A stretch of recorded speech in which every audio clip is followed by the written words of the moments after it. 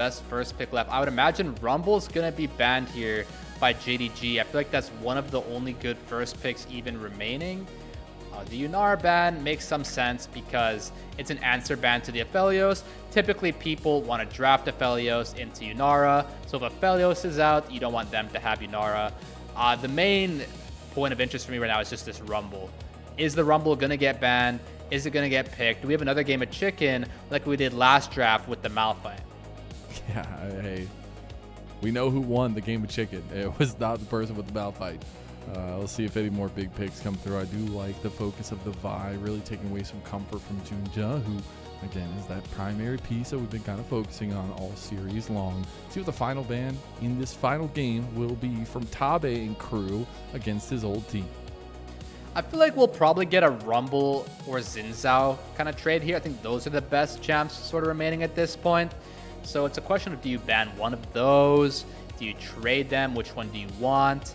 So I don't know if you first pick Xin Zhao here necessarily, but I don't even know who you can first pick, Mazel. I really think, as we were saying, that these Game 3 Fearlesses are a lot more difficult in this season. Nico makes a lot of sense. I mean, Silas is open, but it's not like Silas makes Nico completely countered like Malphite does. So yeah, I like the Nico first pick a lot. She's one of the most prevalent bot lane supports just for getting prio. Bard is already out. So like the only other one who can really match that kind of bot lane early game prowess is probably Karma, I feel like, in terms of the bot lane. So I wouldn't mind something like that. Maybe a Xin Zhao with like a Ezreal Karma or something. I do really like Kael's Nico. I think it's very, very good. And it's a steal away from Vampire as well. So a couple big things going into this draft that we got to keep thinking about. That Xin Zhao will come through for JunJia finally. So it's a very stable jungler, skirmish-heavy jungler, still available in a Game 3. Yeah, I suppose Lulu is just a slightly lesser laning phase version of Karma. You're not able to lane as effectively, but what you do offer in the kit is extremely effective. What I'm interested to see here is if Jax enters the equation for the side of AL whatsoever. A lot of people have been really liking Jax into Xin Zhao, and especially with the Dusk and Dawn item recently being introduced. Jax is a really strong pick. You can flex him here, but we'll see what they want to go for. Ambessa would be interesting. She can offer some sort of engage to couple up really well alongside the Nico. I think that was a big lacking factor for Flandre. I love the GOAT. He's awesome. He was not really timing or being able to time his Mega Gnars in terms of being able to be efficient with them. So maybe this is just a go button for him. Maybe it gets flexed to jungle, but we'll see. The Sivir does get locked in for AL in their final pick of the first phase. So I would typically imagine in this meta that if it is an Ambessa, that usually the flex is more of it's a jungle with a top lane possibility. So I would think it's like a 70-30 more likely to be jungle. And we get the Jax coming in, which is hypothetically blind, given that this Ambessa should be going jungle. So I would imagine they want to shore off some of this top lane pool here. Maybe ban. I mean, these champs aren't so strong nowadays, but you know, champs like the Gragas who are counters to the Jax. I'm not sure who the equivalent is on this patch, but I would imagine that you want to enable this Jax as much as you can. I do wonder what old Flandre is cooking up. It will be a couple precise bans, though, coming through, I'm sure, from AL, but at least for the first ban of JDG's side of things, it will be the Poppy ban. I think that's a good one. Just in case, maybe we'll see Flandre's Poppy, or if that Ambessa does end up being flexible. The Zeri is going to be the ban, and I'm sure more ADCs to come to pinch the pool of Gala. Yeah, you should definitely pinch Gala's pool here. It makes perfect sense, but it's really interesting. I'm not sure if Flandre wants this Ambessa right now. I believe the matchup is completely fine, but I do think you get outscaled by the Jax. So it's really intriguing if they want to even ban top laners here at all. So I like the Poppy ban. That does make a lot of sense. And it's just interesting to see who they want to go for in addition to that. Cassio being taken off the table, I suppose that kind of telegraphs that HongQ wants to pick a low-range champ and not get counterpicked that hard, because they're going to have last pick for AL, I believe. So I believe JDG should. No, it's hard to keep up. It's gonna be JDG. Yeah, it should be the R5 pick will be, but it's not R. Okay. It's blue 5 at this point. So I guess they're afraid of blind pick Casio. I mean, I suppose there's not many good. They did ban it in the second game as well. Yeah, I think Shanks maybe wants his revenge. Pick a champion like that. Really kind of bully HongQ. It seems like HongQ's kind of had his number this series so far. If you remember, even in game 1, HongQ was super ahead of Shanks until he did go out. And no way we get blessed by this, too. I don't know, though. I feel like it's forcing a square into like a triangle hole at this point, because it's just something you're picking because you know he's good at it. I don't know how these combinations necessarily work, but maybe it doesn't even matter. The Galio does come through for AL. They have a quick response. Yeah, the Kaisa doesn't really have any champions that synergize with her ult so far. Nefiri's crazy work. I mean, if you think about it, Nefiri is a pretty good Galio ult delivery system, in addition to the Ambessa and the Nico. So I kind of like what they're going for here. And Swain for HongQ. This has worked extremely well for him in the past, giving him this Swain into Galio matchup. This is a huge dive comp, by the way. Ambessa, Nefiri, Nico, Galio. You know what Swain is exceptionally good at? And who's exceptionally good at Swain? HongQ against dive comps, Mazel. So this is a cinematic draft right here. It's some of the strange pieces that we know from days past of these teams, of these players. We get the Nefiri for Tarzan, which last year he was running amok with. You have the combinations of the teams that we really wanted to see. We highlighted so much Tarzan and Kael. Kael has the setup tools now. If he can be kind of meticulous with the way he enters fights, with the way that he enters these big objectives, he can be the difference maker here. And for JDG, that combo is tried and true, at least for this JunJia and HongQ duo. Yeah, I'm really excited to see HongQ on his signature Swain in a draft where it's really good. We even have Gala on the signature Kaisa. Not maybe the best Kaisa angle of all Kaisas, but if there's anyone you want on Kaisa this game, it's got to be Gala. So this will be good. They pick it just because he's good at it. He is the pentakill prince. He made his name on this Kaisa. Can it be the difference maker to get this team into playoffs? We will see. JDG versus AL. Game 3 kicking off now.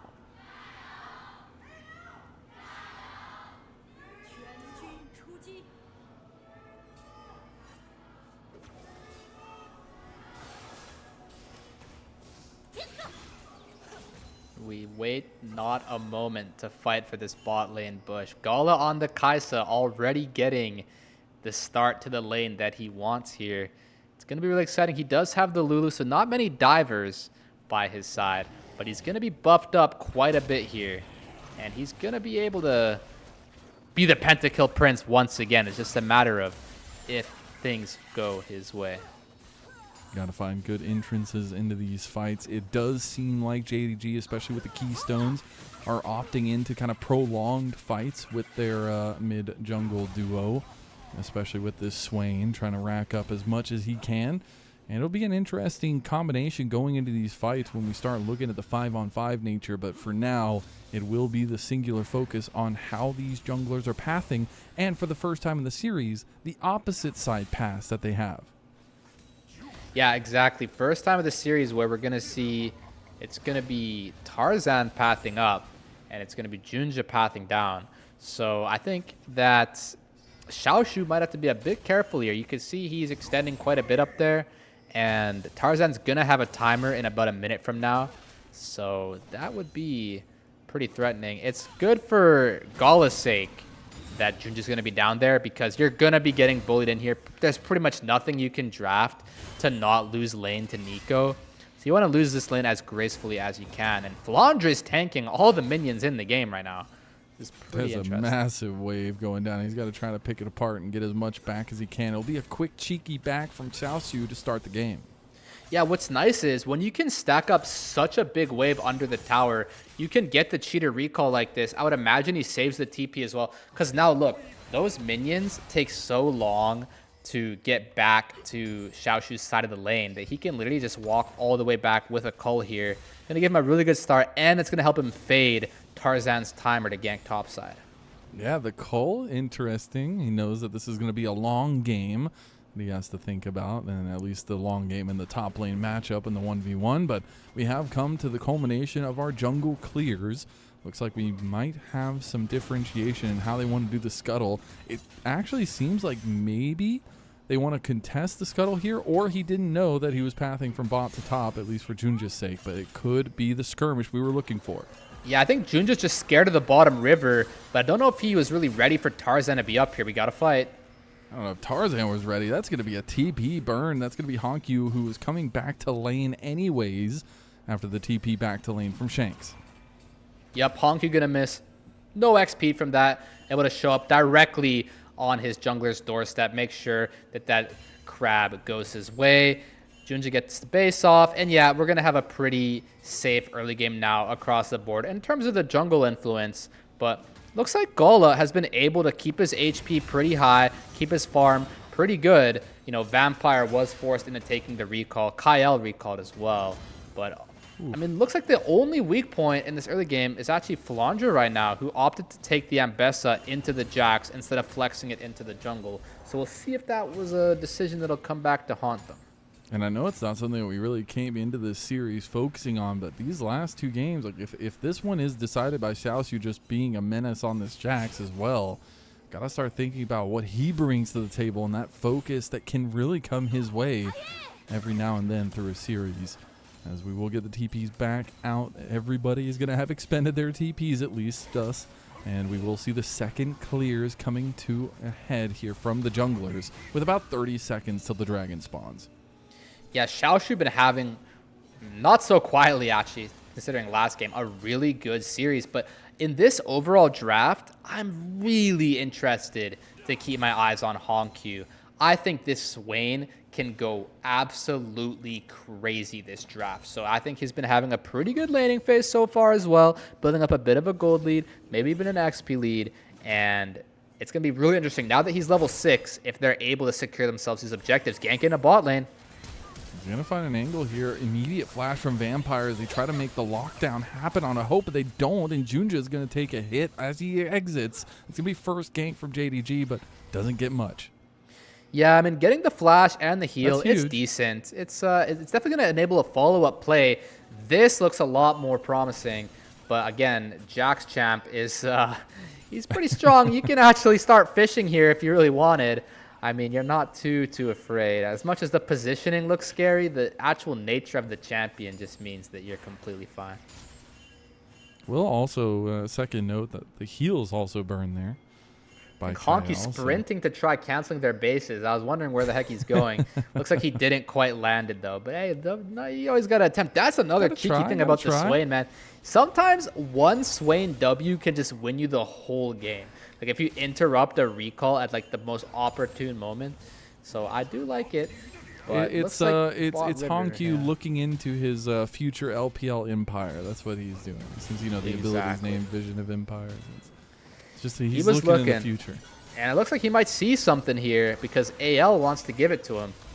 They're going to move forward. Demonic Ascension is available.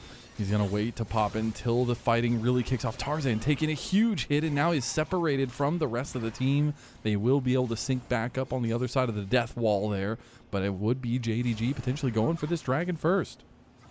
Yeah, I mean, surely with the Demonic Ascension available, there's just no way to stop them. Wow, it's so good at this Swain. It is HongQ. I mean... Hey, he's a bird man. He likes the birds. He knows what he's doing, though. He knows exactly what he's doing. I mean, how is he...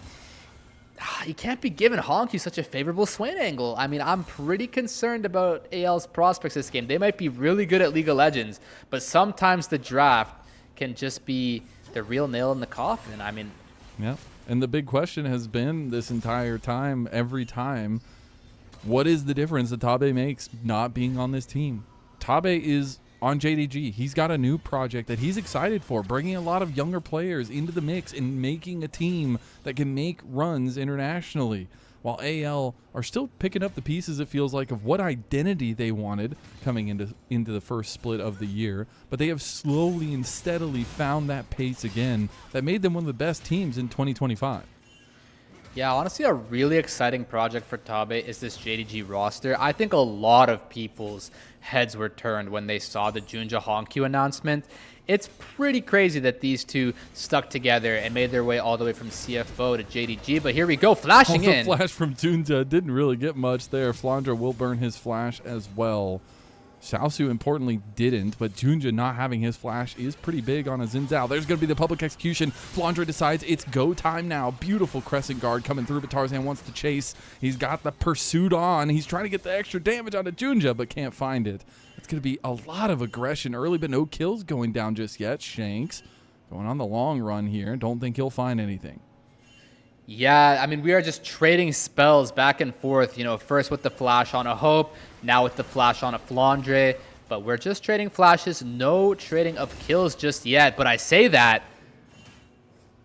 Xiaoxu, he'll have a gank coming his way. He does still have the flash. He wants to try to go get Flandre. He's trying to bait him in.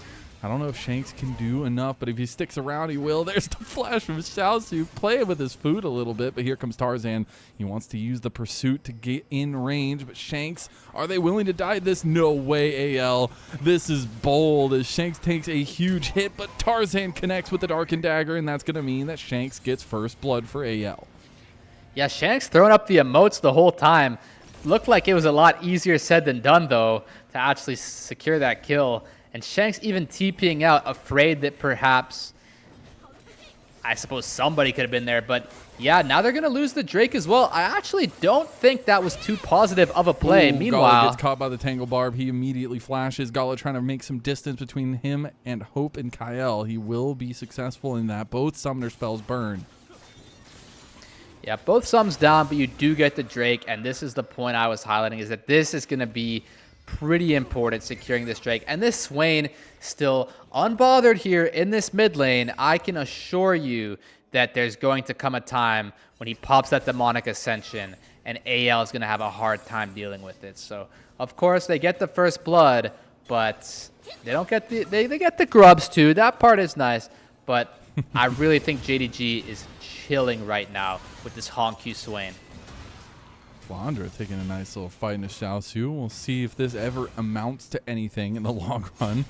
Tarzan was moving his way back up there as well, but we'll be getting to a point here now with that first dragon having gone down, with the grubs going over to AL, which has been the normalcy at this point of all three games. What the next thing that teams want to focus on, and that's where I gotta ask you, who needs to be proactive here? I think if you're having the Nico, you really want to find some good looks with her. It's really difficult to find people out of position when these objectives are taking so long to spawn. So maybe you want to push the envelope with some of your champs who can threaten the tower plates. And I think it's just going to be Hope. You have this sort of really big poke advantage with this Nico Sivir. I think you want to chip into the bot tower and try and complete your bot quest ASAP. I don't think there's really much else you can really pressure or force right now. So if anything, just build some incremental advantages, perhaps get your quest a little more completed. Indeed, as those quests will be important. We've seen it actually matter a decent amount, especially on timings, particularly for a couple of the lanes specifically. We also will have all ultimates available for this next little bit. We'll see if anybody wants to get active. As just pointing out, AL with that kind of glue conversation with Kael and Tarzan being the main focus, they have put so much vision on the bot side of this map, and it might pay dividends here if they can catch somebody out. Yeah, we might have ourselves a fight brewing. I don't think just yet, but I think there's a lot of onus being pushed onto the vision down here. Something might have to give. I don't think both teams are going to be content. Shanks going to take the initial engage. Is pretty tanky at this point, as he has the hollowed radiance too. AL going to have popped the on the hunt as well from Hope. That will be down, so no more move speed for him and them. As HongQ still waiting with that Demonic Ascension. We haven't seen a big play with it just yet. We'll see if they end up wanting to return to this kind of fight in about 2 minutes for that dragon. About 1.3 thousand gold lead for AL, and maybe the first early game lead we've seen from them. Yeah, this is definitely the biggest gold lead we've seen from AL, but it's so strange because it just doesn't feel like it when we're watching these trades and these fights. I suppose it's just because all of that gold lead is practically on Tarzan. I know Hope has a fair bit, but that's understandable given you're playing Kaisa into Civ or Nico. But yeah, I think it's just a matter of if Tarzan can really upgrade his inventory quite a lot before this Drake, spend that gold lead, make it matter in the actual items. Because right now, the gold lead doesn't seem to exist at all. If anything, I feel like HongQ with his Rylai's Crystal Scepter right now, I think he's going to be extremely threatening once he recalls, gets his mana back. I think he's going to offer so much more than Shanks is. And I know Shanks got that injection of gold from that first blood, but you're not really making much use of that here compared to how strong the Swain's going to be. Even picking up the upgraded plated steel caps onto the Swain is going to be so tanky this game. And there's like no magic damage being dealt here by AL if you really think about it. So I quite like the purchase. Yeah, I do too. I appreciate it. As those first items are going to matter, but I think these are kinds of comps that really flourish on second and third item completions and those kind of mid-game fights that come with them. About 50 seconds, a little bit less so for that next dragon. And does the clock keep ticking? Because so far, every game, JDG has taken the first 2 dragons. Yeah, exactly. I would be quite surprised if anything changes about that in this particular game. I think despite the gold lead, the JDG's sort of 4 bot lane champs down here with the mid laners, the junglers, and the bot laners as just probably a lot stronger because of the Swain. But his positioning looks kind of sussy down here. He's really, really pushing it. But he's calling the bluff. He's got his team right there below him. AL will be pushed away. All that vision they had gathered earlier is no longer around, and JDG going to take prime position over this dragon pit. Yeah, and I mean, the only thing I'd be concerned about is HongQ's mana bar. As long as he has enough mana, this should be completely free. So I think as long as he doesn't really cast any wasteful spells here, it should be fine. And I don't think AL can contest. But with this bot lane circumstance... Oh, Kael gets the flash out of Gala ahead of the dragon fight. Was trying to initiate it back, but could not complete it. Yeah, this could really help AL's prospects down here. Tarzan actually starting it up, Mazel. He is already about 5,000 health on it. You got to remember, Nefiri does pretty good work against objectives. Meanwhile, Shanks trying to stop HongQ from backing. TP is available for him, so he could come into the fight. JunJia just kicks it off, goes in. Crescent Guard utilizes. Kael trying to lock people down. Dragon gets taken there by AL. Immediately, JDG turn tail and run, but I don't think you can run from the dogs as they're starting to howl. That's going to be Tarzan running away with that flash, and AL do get the dragon, and they escape. Yeah, AL does escape, but their tempo looks to be pretty chopped now. I don't think they can really do much else. It should give JDG the opportunity to make sort of a second sort of part 2 to this play. But unfortunately, I don't think they have much tempo either. I mean, HongQ getting his recalls canceled non-stop by Shanks. It's finally going to matter quite a lot here. You know, he has just no mana whatsoever. Looks like he should be able to recall and perhaps group, because if he's to TP down bot, it's going to make the grubs a lot more difficult, but he could just sack all this bot farm. So we'll see what HongQ decides to do with his recall and with his TP here. The AoE damage from the punch gets the turret aggroed, but see if they want to revisit any of these side lane picks, because right now we have both teams surrounding this mid lane. Baron not even close yet, about a minute and a half, so you still have time for the Rift Herald. And it looks like that is the next focus for AL. Yeah, HongQ just shopping, decides to TP Whoa. bot. They're going to fight. JunJia just going in. Crescent Guard used really well as he buys a lot of time for himself, getting away from any of the damage AL was trying to put down. Xiaoxu is also going to try to take a flank here. Public Execution used, and he just double dashes away. Tarzan was helping just in case, but JDG should take this Rift Herald. Yeah, I'm surprised. It looks like JG is going to get away with this Rift Herald, but HongQ did shift all the way up after TPing bot lane. So this bot tower is going to get chunked extremely low. I don't think it's going to fall solo to Shanks just yet. But Nice spell shield from Hope. they are dropping a lot of gold XP down here. They better have a good play in this mid lane. Rift Herald going to be used. JunJia going to charge that one straight in. Should be able to get this turret, and that should secure first turret. Yep, just in time. So that means JDG keep their first turret percentage at an all-time high. And that'll be a decent chunk of gold going to JDG, even though the lead is still in AL's favor. Well, those were the two stats we highlighted at the beginning of this series, was JDG having an extremely high, nearly 80% first turret record, but hold the phone. Flandre in some trouble. He doesn't have the public execution there. He does burn the flash, and that'll be revisited, no doubt. But Flandre without flash is a hot button issue here. As the rest of the team from AL were playing towards bot side, Shanks is going to relieve Flandre of duty here. So the parallel stat that we drew from AL was that as long as they have even any gold lead whatsoever at minute 15, they have a 100% win rate.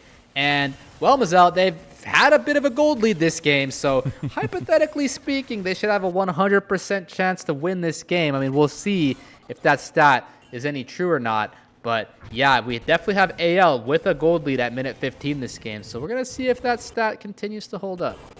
And got to remember as well, this is an important series for both teams. 5 wins and you're into the top 4, which means you automatically go to playoffs for this first split.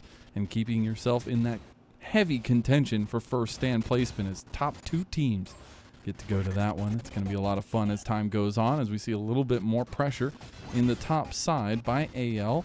Got to continue to focus on what those combination pieces are doing. We've seen JunJia and HongQ be pretty aggressive with their advances. Tarzan and Kael, little bit of extra action there as well, but still wanting to see those pieces really come together, and I'm sure that will happen in about a minute when that next dragon comes up.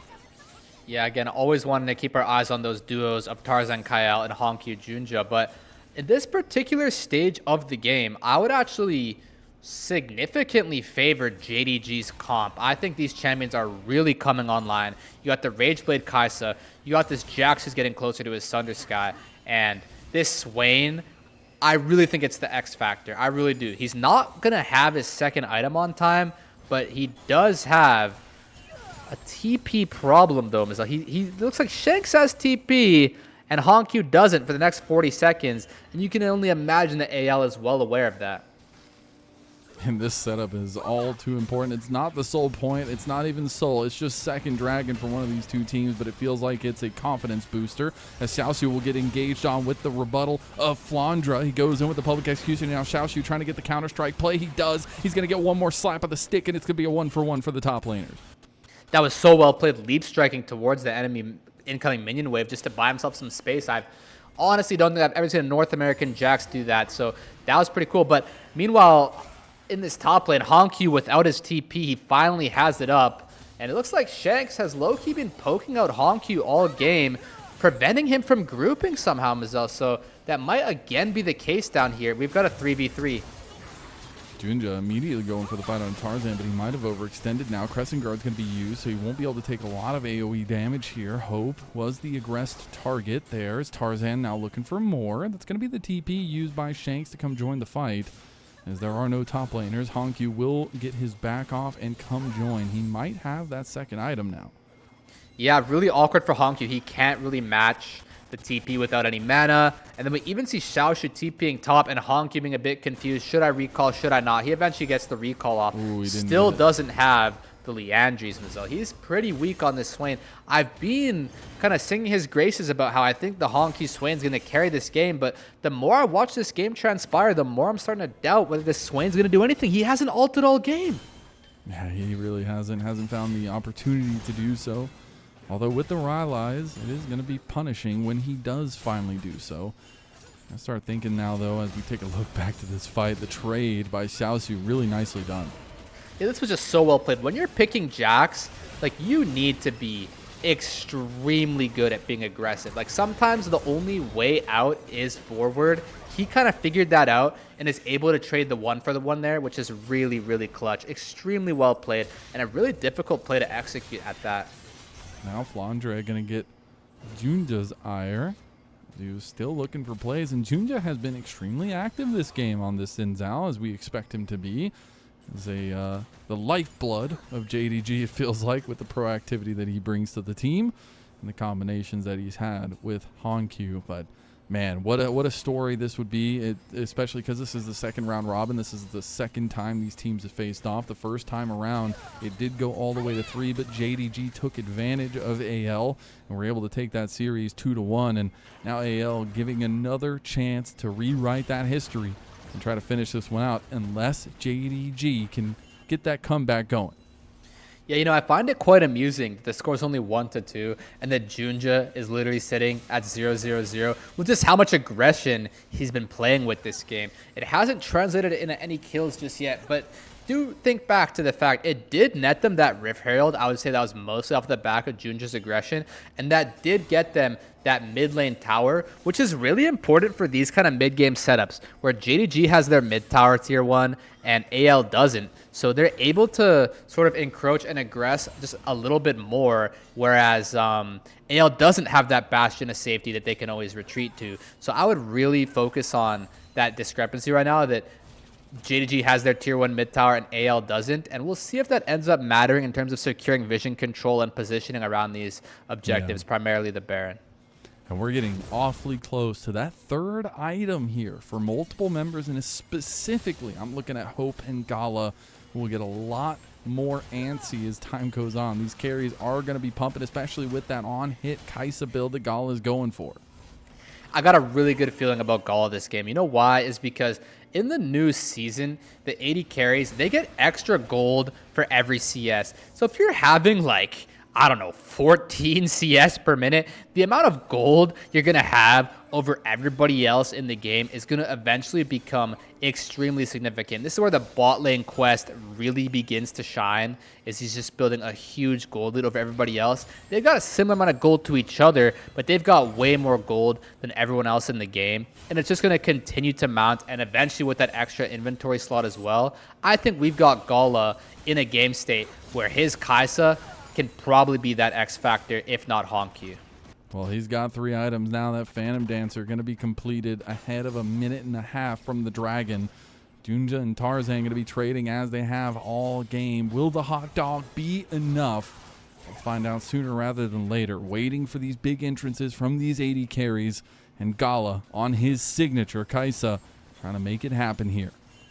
All right, so everybody has flash up. HongQ still hasn't ulted this game. I think both of those things are going to change in the next 30 seconds or less. I think, yep. Oh, nice flash from Vampire, getting away from that one. Now Flandre needs to be a little bit more careful. So the initial engage from AL doesn't work. Do they just back off here because of it? You can only wonder what their next move is here. Ambessa having no ult, but Lulu having no sums. Again, Shanks forcing HongQ back, because HongQ does have a pretty greedy build in terms of the 1v1. Surely HongQ groups this time, and surely he pops that Demonic Ascension. Going back up towards top side, but that TP always available. Still really want to see the entrances here of that one, but 25 seconds till that next Dragon. This is soul point for AL. You could give this from JDG if you want, or you can even up the Dragon score.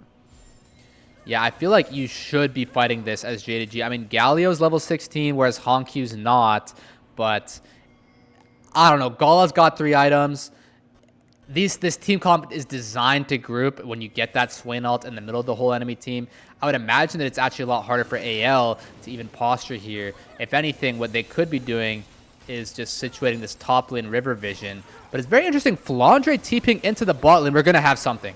Okay, AL decide they want to fight. They want to try to get that upper hand. Flandre getting closer and closer with the engage. Gala needs to be careful. He got locked down on the Pop Blossom, but here comes the heroic entrance as well. They do get Flandre on the back line, but they don't have enough damage. HongQ finally, for the first time, pops his Demonic Ascension, and they are untouched. This glob of JDG will be untouched, and HongQ continues to heal. Can they turn it back around, though? The taunt's coming through. Xiaoxu finds backline access, finds 1 kill. They go for more as JDG are hunting down the members of AL. Flandre can't get in, and Tarzan forced to flash away.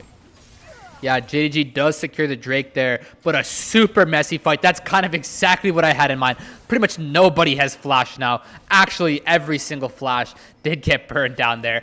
in that crazy LPL fight. I just love watching fights like that. I can only even try and piece together what happened down there. I think HongQ got a little overzealous with the flash forward, but it did somewhat net an overall benefit with Xiaoxu being able to pick up Sivir at the end there. Look at Gala just dancing around this fight. A beautiful ulti, frame perfect cleanses the Nico ult, and now he's finally able to dish undamaged. The ulti goes onto the public execution there onto Vampire, so Gala can just free hit all fight. And this massive Swain just zoning all 4 of them back single-handedly. I think it was a little overzealous to flash like that, because he does just get one shot here by the damage. He's got the plated steel caps, or the armored advance even, but it's just not enough armor, not enough health. He does go down, but Xiaoxu does pick it up. It's a pretty good trade, 1 for 2 at the end of that, thanks to HongQ's aggression. But wow, all flashes burned in that fight, Mazel. And you see the damage done a lot from Tarzan there, but a lot of damage coming out from AL, but they didn't win the fight. That's the important part to think about here. And it really means that this comp is kind of an armored beast for JDG at this point, and it's already there, which is crazy. Oh yeah, this comp is fully online right now. Just you wait until Kaisa gets that 4th item here. Probably going to be the Lord Dominic's, if I were to guess. And yeah, once HongQ here turns that Haunting Guys into a Bloodlet or a Rift Maker, that's going to come in clutch. I think the most important part for the inventories right now is if Xiaoxu can get that Seeker's Arm Guard, that Shattered Arm Guard at that, into Azonia's, because that's going to be extremely impactful. We all know how frustrating it can be when the Jax goes Counter-Strike into Stasis, into Counter-Strike. That's like 7.5 seconds of invulnerability. So we're going to see once Xiaoxu gets that, I would imagine these fights become extremely difficult for AL. And I could see this warping into another Xiaoxu game, just like in Game 2. He ran the Rift on Renekton, and now he's on his Jax as well. And I just fear for the backline of AL and a lot of the damage that can be done there. JunJia has just been relentlessly attacking every engage that he can see, and so far it's been working out for JDG as we are tied 2-2 in Dragons, about 1,000 gold lead hovering for AL, and we have 2 minutes on that next Dragon. And you know, another thing is I quite think that at this stage of the game, Lulu starts to really outscale the Nico. Nico is pretty much just an ultimate engage bot, right? Whereas Lulu can just offer the most peel and utility of all time, it feels like. You've got a redemption even. The ulti from the wild growth can be an incredible CC and a life-saving tool. And the polymorph, these shields, I think Lulu is really starting to outscale Nico. I mean, once Kael gets the Frozen Heart, that's going to be pretty useful because the clones can apply that into the backline. But at this particular stage, Vampire is much stronger than Kael. JunJia just going straight into the fight. He does still have the Crescent Guard, so can buy all that time, all that space. Tarzan, he has a big advantage individually over JunJia, but he has to make it matter in these fights. He's going to unleash straight onto HongQ, but HongQ's going to pop the Demonic Ascension. He went straight after the tanky target, and now AL, they're getting bottled up. A 3-man coming through from Kael. Is it enough? They got Gala. They got Gala. They took him down. HongQ's getting low, and JDG, they've faltered just a moment. Xiaoxu taking on a 1v4, goes gold, and that pop is huge, but it does matter. AL take 2 and the end and take a huge fight. Yeah, we're going to have to see how Gala goes down there. He fully dies with Killer Instinct available.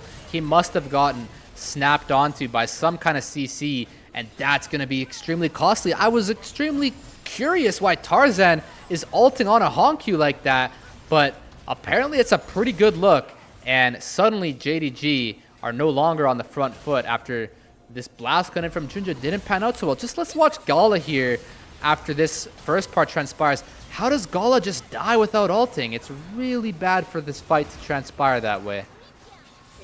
Yeah, we take a look back and just split-second decision by Tarzan to engage on a HongQ. Yep, they're burning the Lulu spells onto everybody else.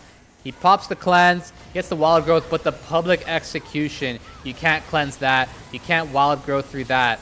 He just gets one shot there in the back line thanks to that public execution. Flandre coming in insanely clutch to try and catch up to this really good performance from Xiaoxu. And that's all they needed. One big ticket express straight into the Gala home. And unfortunately, not enough tools in the tank to take him to that next level. And now about a 3,000 gold lead going to continue ballooning as AL take another dragon. Yeah, thankfully it's only the third Drake, so it's not going to be any, you know, all she wrote just yet. But this is pretty difficult to proceed here from JDG's standpoint. They've got a lot of really powerful dive tools, and it seems like this Swain can't even really survive as long as we were hoping. He's able to die pretty fast. I feel like Nefiri is kind of carrying this game pretty hard. The amount of damage that Tarzan has been doing with the Serpent's Fang now as well, that's probably why they drafted it, because it's such a good Serpent's Fang champ into the likes of the Lulu and this armored advanced HongQ Swain. I think AL have done a really good job of protecting the storm that has been JDG, this kind of big boy comp that they've had, these bodies they're willing to throw, but AL now have the tools to make surgical incisions, and it just feels like Gala is that target. If they can take down the big damage behind all of that tankiness, well, JDG doesn't have much left in them. This public execution going to be used against HongQ there by Flandre. Yeah, HongQ evading to the left. Pretty nice. That's probably going to end most of this Baron push here. They can use this extra 50 seconds in the mid lane if they so choose, but I do feel like JDG can probably defend this pretty well. And even if AL does get this tower, it's not the end of the world. Xiaoxu. He doesn't have a counter-strike anymore, but they take the counter engage here. JunJia goes in. Nice little pop blossom onto him, and he no longer will have the Crescent Guard. Is it going to be enough? Flandre has arrived. Flandre is ripping through them as this Ambessa. HongQ still going with the Demonic Ascension, but he's out of gas at least. Gala finally finds the backline, but he's all by himself now, and Tarzan with the dogs behind him will take him down. HongQ was still kicking, but not much longer. Potentially he's HongQing through that one. He is fine, but he will lose the Demonic Ascension. Dark and Dagger does connect. Tarzan No gets way. blasted by the laser beams. Call him Palpatine as AL moved to mid lane. What did HongQ just do, man? I thought this fight was cooked. And then suddenly HongQ just must have did like, I don't know, like 7,000 damage that fight. Must have tanked another 10,000 himself. That's finally what we want to see from the Swain. I thought he was just going to run out of mana and be useless, but that was really interesting. Everyone's diving onto HongQ. Gala sees that as his opportunity to go all the way past everyone into the enemy backline. It was really aggressive from Xiaoxu to counter-strike into a Nefiri who has the W. And look, this Galio ult that comes in, hitting all these backline targets here from Vampire and HongQ, making it really difficult for the rest of this fight to pan out. But just somehow, this Swain, he just sucks, man. He sucks everything on his screen, and it's somehow enough to get them there. Gala catching Shanks all the way off guard. Autoing the cannon. The reason why he wanted it because he measure. had the 5th plasma stack there, and it could have popped a good old hope, but auto attacks the cannon. That's unfortunate. Yeah, we definitely couldn't have seen that in real time. That was a point-blank flash by Tarzan. He was trying to flash the Q damage. That's actually kind of insane. I don't know if that's possible. Yeah, I mean, I think he was definitely trying something along those lines, but it just wasn't quite enough. I mean, it was fine, but then he was underestimating the fact that HongQ can just pick him off over the wall. I think HongQ securing that final kill on Tarzan there does kind of change the layout of the rest of this fight. He's a lot more rich now, Mazel. He's got 4 items, and yeah, I think this Swain is really hard to deal with. The only Grievous wounds we're seeing here is an Oblivion Orb and a Morello on Galio and Nico, who you can't really consistently apply that to HongQ very well this game. So he could easily take over these fights if the rest of his team can deliver.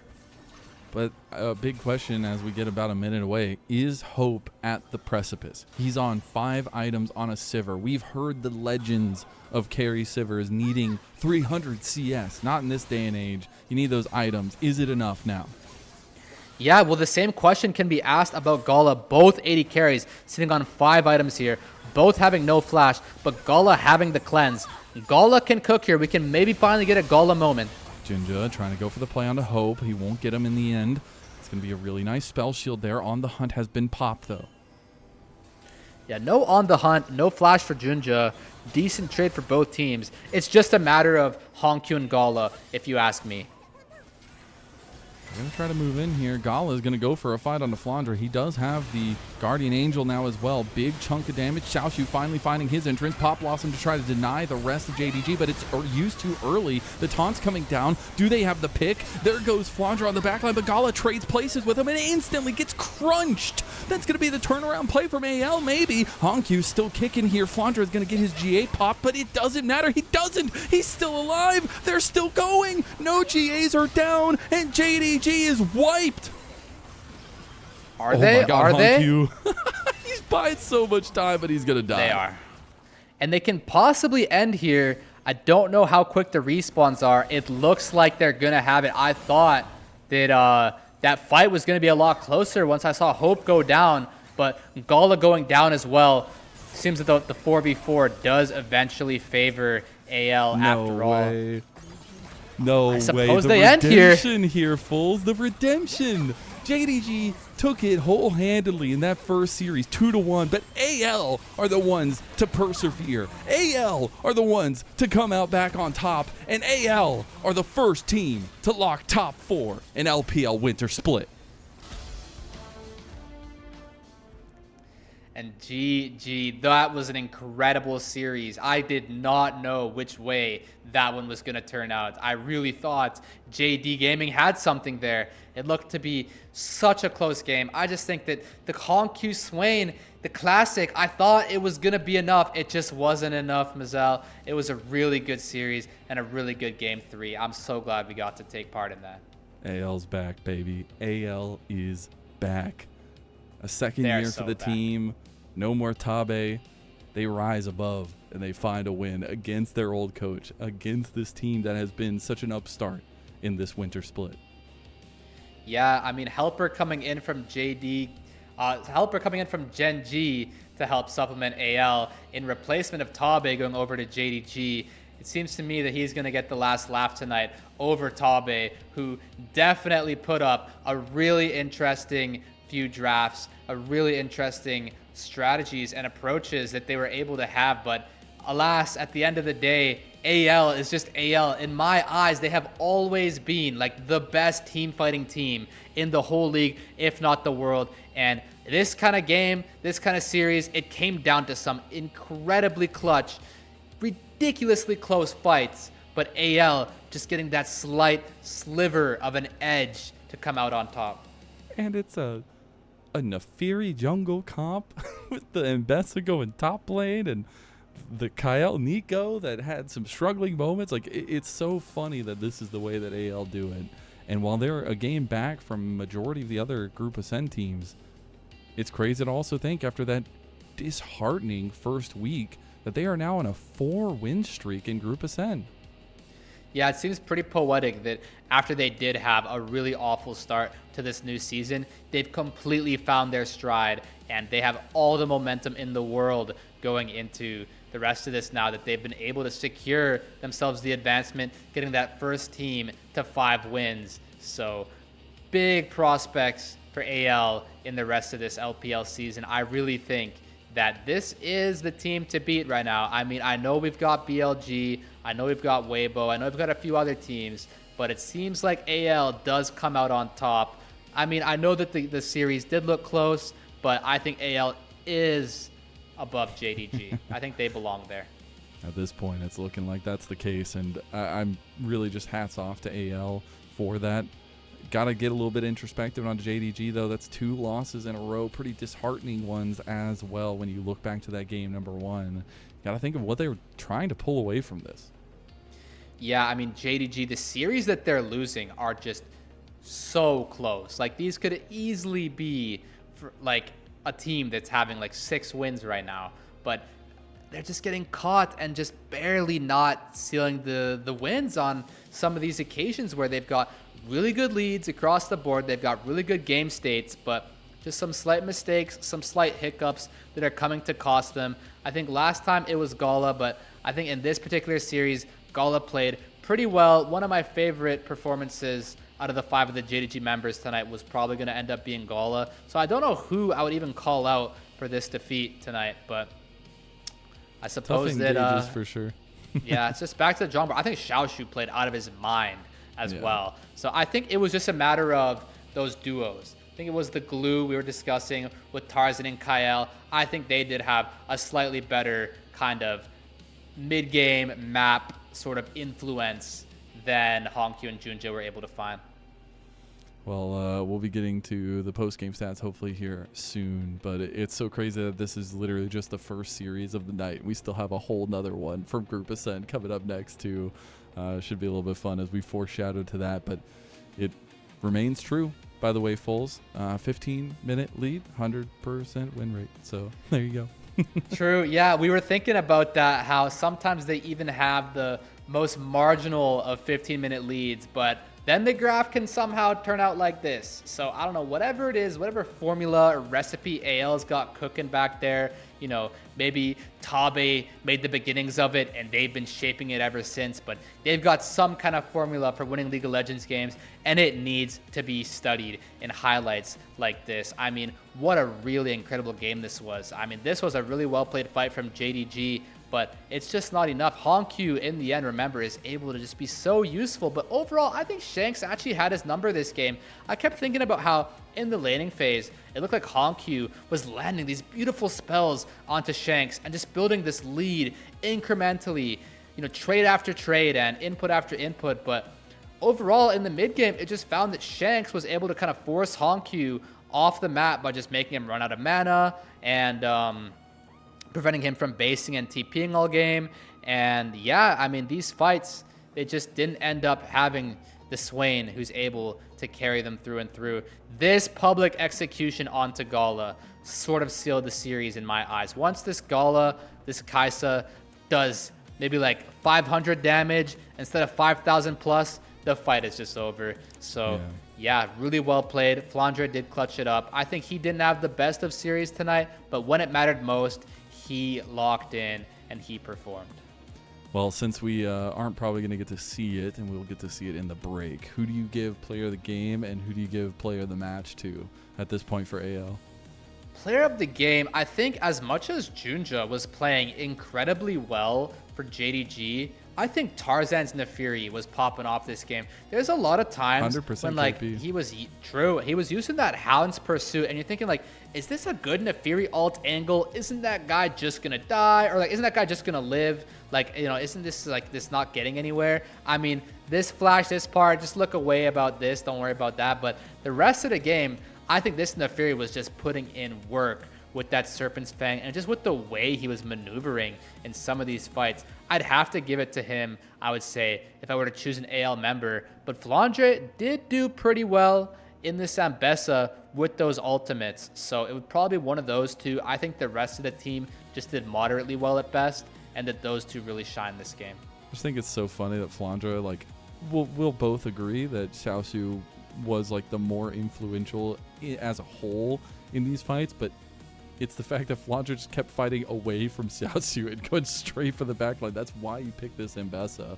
And it happened so many times. You see the coaching staff very, very excited, very happy about the performance from their players here in that game number 3.